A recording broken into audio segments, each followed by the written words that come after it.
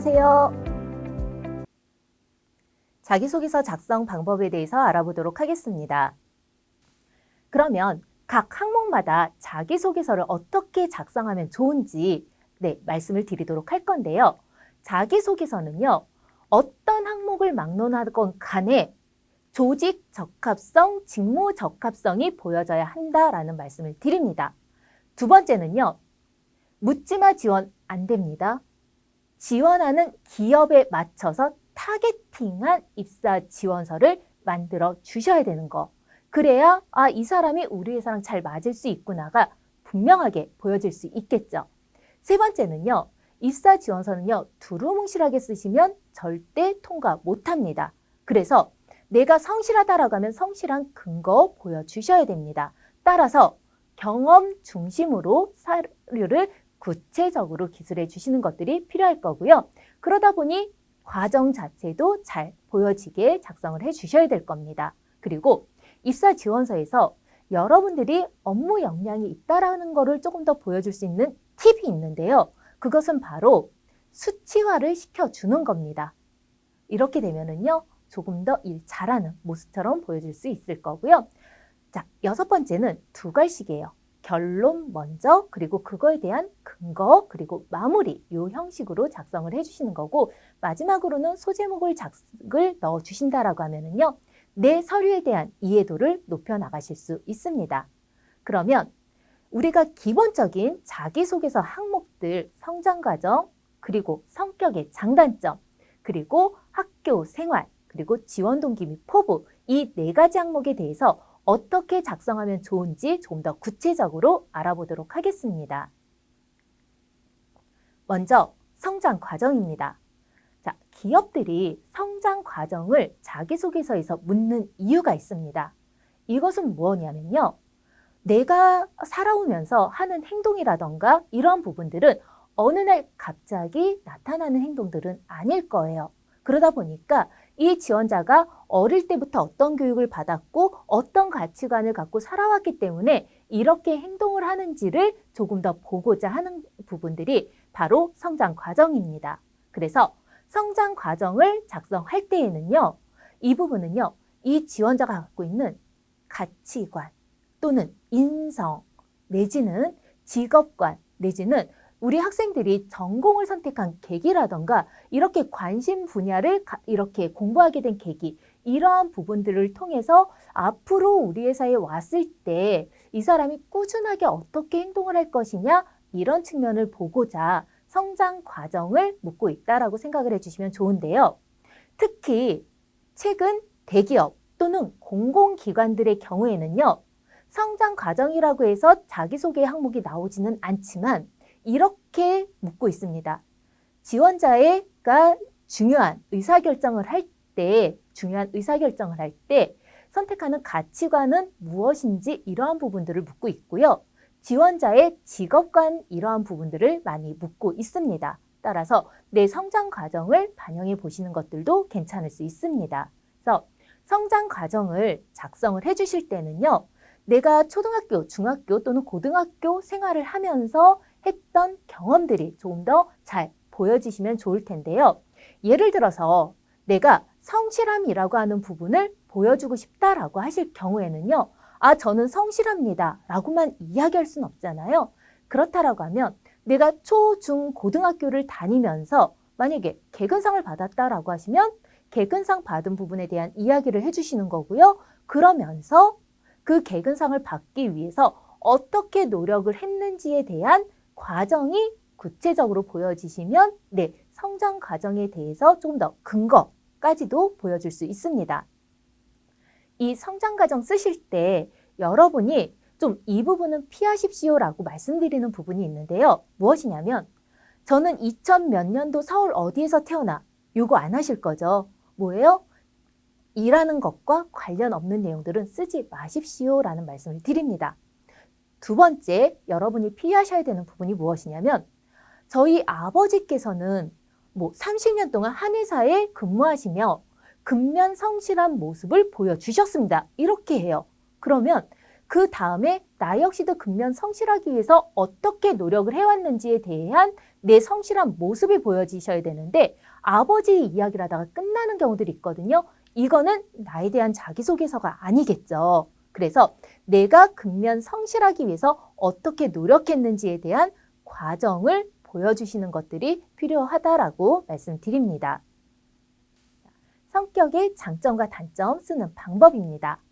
성격의 장단점을 쓸 때는요, 특히 주의하셔서 써야 되는 부분이 뭐냐면 그 업무를 하는 사람들이 갖고 있는 성격의 장점들 중에서 내가 갖고 있는 장점이 같이 교집합되는 부분으로 써주시면 가장 유리해질 수 있습니다.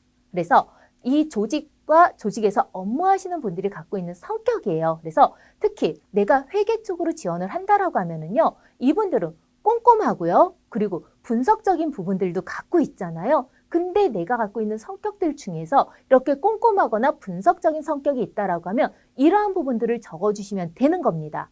또는 나는 디자인 쪽으로 지원을 하는 거예요. 그러다 보니까 디자이너들의 갖고 있는 성격들의 경우에는요, 아무래도 다른 것들과의 융합이라던가 이런 것들도 조금 더 잘할 거고요. 수용성 이러한 부분들도 좋겠죠. 그러면 이와 관련된 나의 성격들을 묶어서 써주시는 것들이 조금 더 좋습니다. 성격의 장단점 쓰실 때는요. 자, 내가 갖고 있는 성격의 장점을요. 최소한 2가지에서 3가지 정도를 기입을 해주시는 겁니다. 예를 들어서 이렇게 써주시면 됩니다. 제 성격의 장점은 사회성, 배려, 융통성이 뛰어난 사람입니다. 이런 식으로 시작을 하고 그 다음에 첫째, 사회성은 그와 관련된 내 경험. 둘째, 배려는 이것입니다. 라고 해서 그거에 대한 이야기. 마지막으로 어떤 부분. 이런 식으로 해서 써주시면 가장 읽기 좋은 서류가 될 수 있습니다. 자, 단점을 써주실 경우에는요. 단점 없는 사람 없습니다. 그렇기 때문에 단점도 써주시는데 쓰는 방법은 여러 가지가 있습니다. 첫 번째는 무엇이냐면요. 내가 갖고 있는 단점을 솔직하게 써주시는 건데요. 그 일을 하는 데 있어서 치명적이지만 않은 단점이면 되겠습니다. 예를 들어서 회계직에 지원하는 학생이 저는 평소에 덜렁대는 성격이 단점입니다. 라고 써주시면 이거는 나에 대해서 치명적인 성격을 보여주는 거잖아요. 그래서 이러한 부분들은 안 된다라는 말씀을 드립니다. 또 하나, 단점을 써주실 경우에는요. 우리가 장점을 반대로 보면 단점이 되겠죠. 이렇게 장점을 반대로 볼 수 있는 단점을 써줌으로써 내 장점을 하나 더 보여줄 수 있는 것도 방법입니다. 마지막으로는요. 단점을 극복해서 장점화시킨 과정을 보여주시는 것도 하나의 방법이다라는 말씀을 드립니다. 자, 성격의 장점과 단점을 쓰실 때 주의하실 점 또 하나 말씀을 드리는데요. 자, 성격의 장점과 단점을 써주십시오라고 하니까 장점 50%, 단점 50% 이렇게 작성하는 경우가 있습니다. 안 됩니다. 이렇게 쓰지 마십시오. 뭐냐면 장점과 단점이다 하더라도 내 장점에 초점을 두고 작성을 해주셔야 되는 거예요. 그래서 장점을 70에서 80% 정도 써주시고요. 단점을 20, 30% 정도만 써주시면 되겠습니다. 또 하나 주의하실 점은 무엇이냐면 단점을 먼저 쓰고 그것을 고쳐서 장점화시키는 경우들이 있는데요. 이렇게 쓰시는 것도 되도록이면 하지 마십시오라는 말씀을 드립니다. 장점은 장점으로 그리고 또 다른 단점을 통해서 내 장점으로 보여주시는 것들이 필요할 수 있기 때문입니다. 그리고 최근에는요. 면접을 가셨을 때 이러한 질문들도 간혹 나옵니다. 뭐냐면 지원자분 준비하신 단점 말고요. 본인이 갖고 있는 솔직한 단점은 무엇입니까? 이렇게 물어보는 경우들도 있기 때문에 실질적으로 내가 갖고 있는 단점이 무엇인지를 한번 생각해 보고 준비해 나가시면 좋지 않을까라는 생각이 듭니다. 자, 이번에는요. 학교 생활 또는 학창 시절이라고 말씀을 드리겠는데요. 이 항목을 작성을 해주실 때에는요. 바로 내가 지원하는 분야와 관련해서 직무 역량이 돋보이게 써주시는 게 무엇보다 중요합니다. 그래서 지원 분야에서 필요한 자격증을 취득했던 내용들이 들어가 주시는 것들도 좋고요. 또는 학교 다니면서 전공 수업들 중에서 지원 분야와 관련한 수업 내용들 들은 부분들이 들어가 주면은 가장 적합한 내용입니다. 우리가 아직은 일 경험이 많지가 않다 보니까 직무 역량을 보여주기에는 어려움이 있을 거예요. 그래서 이 부분, 이 항목의 경우에는요, 직무 역량을 보여주시는 거지만 내가 이 직무를 수행하기 위해서 지금까지 노력한 과정을 조금 더 구체적으로 보여주시면 조금 더 회사에서 이 지원자가 이 일을 하기 위해서 많이 노력했구나라고 하는 부분들을 더 많이 볼 수가 있습니다. 그래서 이 학창시절 또는 학교 생활을 작성을 해 주실 경우에는요, 특히 학교 내에서 했던 활동들 중에서 팀 풀이라던가 팀 프로젝트 이런 것 또는 뭔가 상을 받았다던가 아니면 성적이 좋게 나왔다던가 하는 내용들로 구성을 해주시면은요, 훨씬 더 내 직무 역량을 어필해 주실 수 있습니다. 마지막으로는요, 지원 동기 및 포부 작성하는 방법에 대해서 말씀을 드리겠는데요.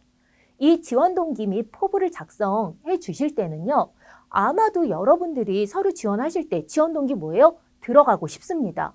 포부는 열심히 일하고 싶습니다인데요. 회사에서는 이 지원자가 우리 회사에 왜 지원을 했을까가 가장 궁금합니다. 그렇기 때문에 조금 더 구체적으로 적어주시는 것들이 필요하고요. 이 지원 동기 및 포부 작성하실 때에는요, 지원 동기는 이 회사, 지원하는 회사에 있어서 회사의 인재상과 묶어서 내가 갖고 있는 가치관이라던가 내가 추구하는 방향하고 맞는 부분이 있다라고 하면 이 부분들을 강조해서 보여주시는 것도 하나의 방법입니다. 또는 지원하고자 하는 분야에 대해서 내가 관심을 갖게 된 계기가 있다라고 하면 그 부분을 넣어주시고요. 이후에 이와 관련해서 내가 전문성을 키우기 위해서 지금까지 어떤 노력을 했는지 이 내용을 구체적으로 기술해 주는 것도 좋은 방법입니다. 입사 후 포부를 작성해 주실 때는요, 아마 가장 쓰기 어려운 항목이 입사 후 포부일 거예요. 그런데 이 항목을 작성해 주실 때는요, 두 가지 방법을 제가 말씀드리겠습니다. 첫 번째 방법은 무엇이냐면 단기, 중기, 장기라고 하는 측면으로 작성을 해주시는 거예요. 그래서 단기적으로는 빨리 회사에 적응해서 어떻게 임할 것인지, 중기적으로는 내가 어떤 역량을 키울 것인지, 장기적으로 이 회사에서 무엇을 실천해 나가고 싶은지 내 계획을 적어주시는 것도 좋은 방법입니다. 두 번째 방법은 무엇이 있냐면요. 지금 신입직으로 입사지원서를 작성을 하고 계실 텐데요. 경력직의 채용 공고를 한번 찾아보십시오. 경력직 채용 공고를 보시면은요, 3년차 또는 5년차의 채용 공고들을 보시는 거예요. 그러면 거기서 이런 업무들을 수행합니다라고 하는 내용들이 있고요. 또는 이런 자격증이 필요합니다라는 내용들이 있습니다. 그러면 내가 입사한 이후에 해야 되는 일 또는 그와 관련된 필요한 자격증들이겠죠. 그래서 이러한 업무들을 수행해 나가겠습니다라고 하는 측면으로 포부를 작성해 주실 수가 있게 됩니다. 네, 지금까지 자기소개서 작성하는 방법에 대해서 말씀드렸습니다. 감사합니다.